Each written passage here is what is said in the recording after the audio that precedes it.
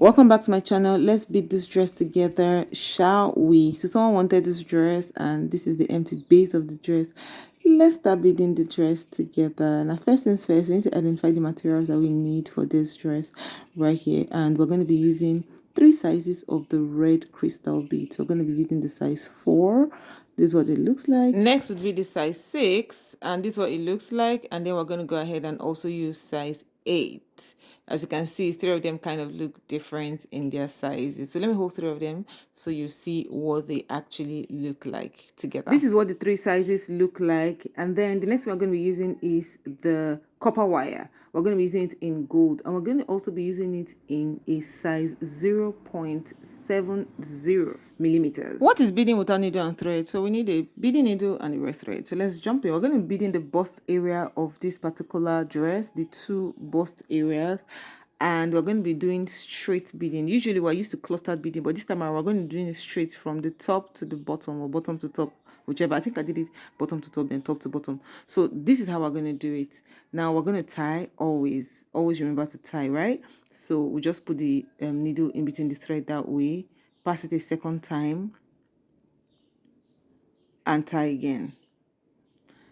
I haven't tied it twice. We'll just go ahead and pick the beads right now.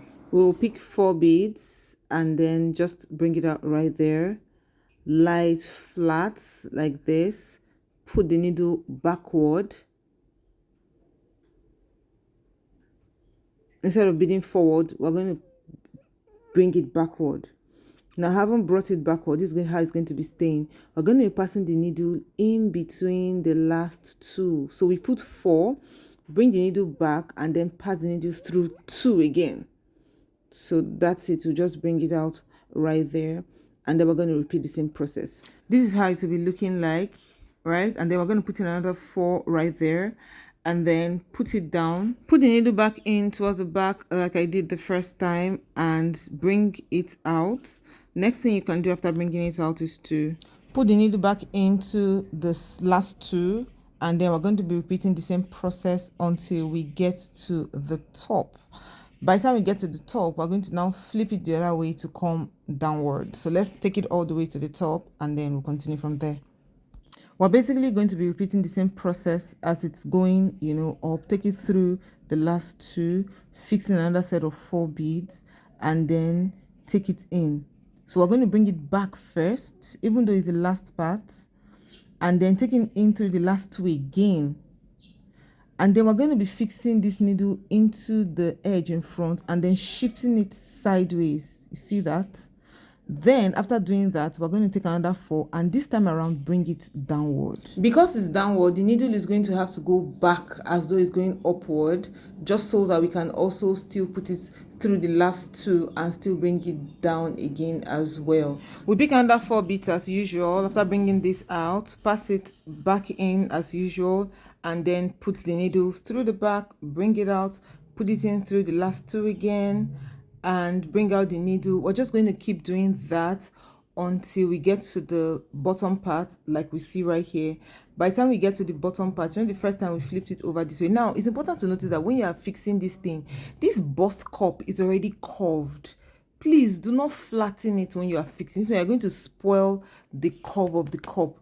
We need to use our hands to support it and make sure that whatever beading we're doing is going to be going through the curves. So we're taking it back up again and upward, and this is what it looks like when we've done half of it. This is what it looks like when we completed the bust area, and then this other side is still halfway.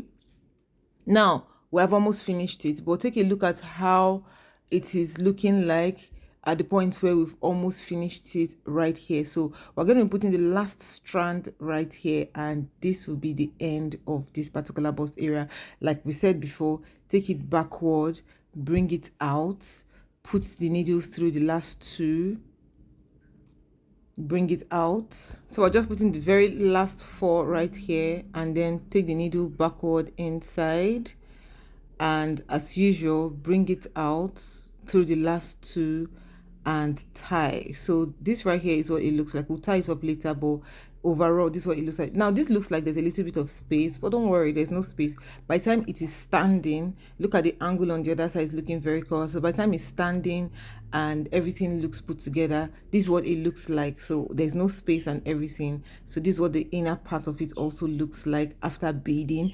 Next thing we're going to do is to take the 3 sizes of bead, the 4, the 6, and the 8, and we're going to be throwing it on the belly area of this particular dress. Now if you look at this particular portion, we have already started working on it, but we discovered that it wasn't really showing, it wasn't bright, so we decided to introduce gold to it. So we're introducing this size 6 and the size 4 together. So we're going to be throwing it and mixing it with this particular one right here. So this right here is how we are going to be fixing it. I forgot to mention earlier that the bead that was used for the bust area was size 6. It was size 6 we used for the bust area. So we're going to just keep throwing it in. I just wanted to show you how I'm filling it with gold before going ahead to start fixing the red beads. So what we did in this belly area was size 4 red and gold, size 6 red and gold, size 8 only red. So we had the different sizes. So we have the size 6, size 8, and size 4. So this right here is size 6 gold. The beading pattern I'm using right here is a very easy beading pattern. It's a beading pattern I like to call anywhere your needle comes out from. In other words, anywhere your needle comes out, that's where you put a bead. As for the needle, return it back to where the needle initially came out from after putting the bead, and then you just bring it out anywhere it comes out and put another bead in that particular position. Now at this point, whatever size we put, whatever color we put, it doesn't really matter, as long as while we keep doing it, we keep fixing different beads and everything will come out together. That's size 8 right there. Everything will come out together to form a whole beautiful design, and that right here is what we're doing. Just keep fixing it anywhere your needle comes out, fix a bead, and by the time we finish, this right here is what it looked like. So now the bust area and the belly area fully done. If you look at the bust area, seeing that there's no space like I mentioned. So let's jump straight into the cape. For the cape, we need wire works, and first thing we're going to be using is the wires. I've shown you earlier, but let me show you again. This is the copper wire in size 0.70 mm. Now we need size 8 beads and we need size 6 beads. Those are the 2 beads we're using. We're not using size 4 this time around. So we're going to be taking the wire and we're going to be measuring 30 inches. Feel free to use whatever size you want to use, but I am using 30 inches. So the next thing I'm going to be doing is to pick the beads. Now the arrangement for the beads is 1 size 8, 1 size 6, and 1 size 8. So we're going to be having size 8, 6, and 8. The 6 will be in between the 2 8s. That's the rule for this particular pattern that we're going to be using. So by the time we put the beads into the wires, this right here is what it looks like. As you can see, the size 6 is in middle, right? Now by the time we do that, we're going to be folding the wire into 2 equal halves. Make sure it is equal with the 3 beads up there. Once you're sure that it's equal, just hold 3 of them together. Now look at them, right? Then 6 in middle. So once you're sure that it's equal, hold 3 of them together and just twist it. Very easy. Please don't twist on one spot, just twist it lightly and let the wire just keep going down. If you twist too much on one spot, it's going to cut. So now we're going to open it up. After opening it up, the next thing we're going to do is to fix another 3 the way we did it the first time. 1 8, 1 6, 1 8. After fixing that, we push it right back up and hold it, this way. Just fold it like that and repeat the same twisting process like we did the first time. We just twist. Now this is very easy, trust me. So by the time we twisted, next thing we're going to do is the 2 wires are going to be just standing on their own. So you twist the 2 wires together, exactly, and give some space downward while you're twisting it. Arrange the beads to create a vine, because we're trying to achieve a vine design. Pick one side of it and put in the normal usual way, 1 8, 1 6, 1 8. Twist it as well. Another thing to notice is that as you keep going, some parts of the wire may end up being longer than the other parts. Don't panic, just know that as you're working, you can stylishly target using the longer part to create the vine. So now I've done this, next thing we're going to do is to just twist the wires together again, just to create some length on the vine. So what we're creating is, we can call it the branches of a tree or vine, whatever it is we're going to call it. So this right here is what it is. So we're taking this other side and we're maintaining the same process, fold it in and twist. We're going to keep doing this until we finish. Now, in this particular design, I actually created 10 branches. That was the idea. I wanted 10 branches, and it was 30 inches that could create 10 branches for me. It's up to you to create whatever it is that you want to create. So this is the 5th branch, so we're going to keep going till we get to the 10th branch. Now I'm going to be showing you how I actually ended it in such a way that it doesn't look like it has a beginning and it has an ending. Now you can end it for it to have like a long stem at the bottom, but we do not want the stem at the bottom because of the design we're using to create. So we need to lock everywhere up so that it looks like the branches went from the beginning to the end without necessarily having a stem or a beginning or an end. This is important because of the design we intend to create with this. So we do not want to be having branches or ends and beginnings. So let's keep going. So at this point, let's apply some speed so that we can actually do it and quickly get out of here. Someone had complained to me before that my videos are too fast, but sometimes I feel like watching the same thing over and over again can get boring. I don't know. Let me know if I'm right or I'm just the one assuming. So we're getting towards the end right now, and we'll just twist it as usual. Now this right here is how we intend to end it. As you can see, we're seeing that what is left is very, very short, and we have one more to go. So what we have is, usually if one is longer than one, use the shorter one to go around it, but they were kind of equal, so we're putting the 3 into one, and the very small wire remaining, we'll use it to twist. Right now that I've used it to twist, the next thing we're going to do now is to take the other remaining one and just twist it around that one, and that is it. So at the end of the day, it doesn't necessarily have a beginning and an end. Everything just flows. So by the time you get to the last portion, so this is what it looks like. But if you look at it very well, you see that one had a little bit more of wires, but it doesn't really matter. So this is all that we did. This is about 50 right here. I don't know why it looks small, but it's about 50.